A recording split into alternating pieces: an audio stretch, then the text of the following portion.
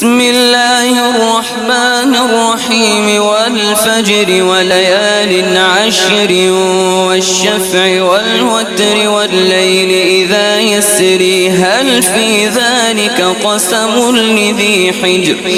ألم تر كيف فعل ربك بعاد إرم ذات العماد التي لم يخلق مثلها في البلاد وثمود الذين جابوا الصخر بالواد وفرعون ذي الأوتاد الذين طغوا في البلاد فأكثروا فيها الفساد فصب عليهم ربك سوط عذاب إن ربك لبالمرصاد